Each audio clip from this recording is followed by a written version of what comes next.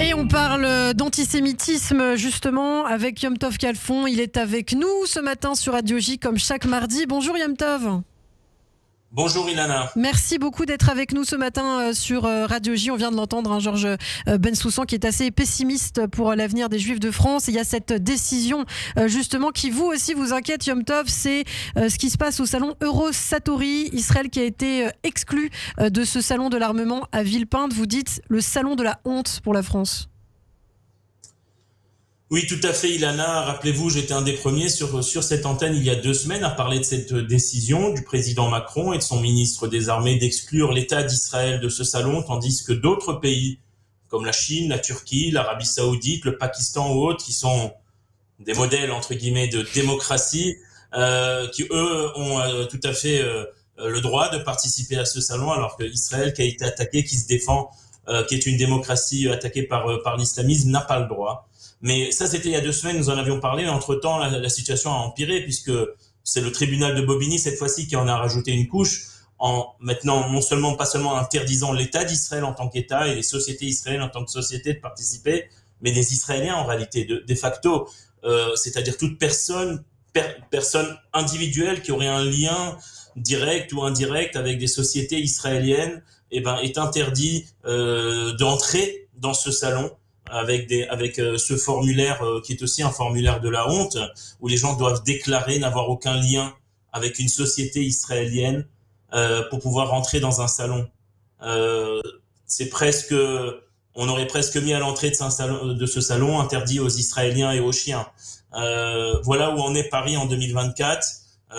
C'est une honte. C'est une honte parce que vous savez, quand on parle de l'antisémitisme en France, qui fait des victimes, on parle d'un antisémitisme qui venait d'en bas, c'est-à-dire de la société, de la population, notamment de la population immigrée, arabo-musulmane, de jeunes de banlieue, de choses dans ce genre. Là, pour la première fois, je crois, en tout cas pour la première fois depuis la Seconde Guerre mondiale, on a une mesure de l'État, d'une part donc du gouvernement, donc de l'exécutif, et puis du pouvoir judiciaire qui décide de mettre au banc des nations et exclure d'un salon de défense française Israël. On boycotte Israël officiellement dans des institutions étatiques françaises. Ce n'est plus de l'antisémitisme, j'ai envie de dire, populaire qui vient d'en bas. On est dans un antisémitisme, antisionisme institutionnel en France, aujourd'hui en 2024, alors que nous n'avons pas encore au pouvoir ni LFI, ni l'extrême droite. Alors justement, c'est un boycott qui intervient dans une période politique très tendue en France avec cette nouvelle carte électorale française qui nous est présentée à nous aussi, Juifs de France. Qu'est-ce que ça vous inspire ?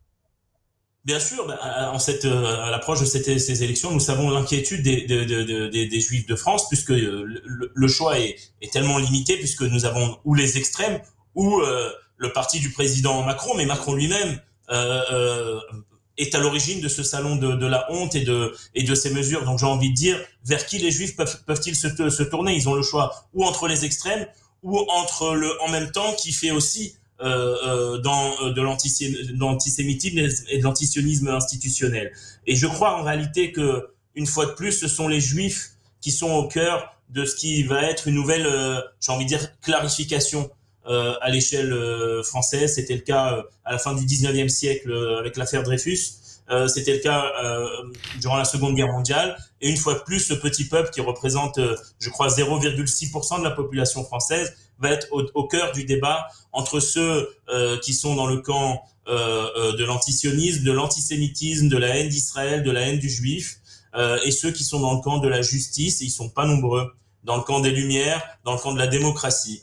Et c'est ce choix qui va devoir, je crois, dans chaque circonscription, les gens vont devoir bien réfléchir, pas seulement les Juifs, mais justement la France entière, vers qui ils portent leur voix, vers le camp de la honte, de l'hypocrisie, du mensonge, ou vers le camp de la justice, de la lumière, et qui va être du bon côté de l'histoire, une fois de plus, comme durant l'affaire Dreyfus et comme durant la Seconde Guerre mondiale. Eh bien, merci beaucoup Yom Tov Khalfon. Merci d'avoir été avec nous ce matin sur Radio J. Merci de nous apporter ce point de vue, ces éclairages. On vous retrouve chaque semaine sur Radio J. Je vous dis à la semaine prochaine.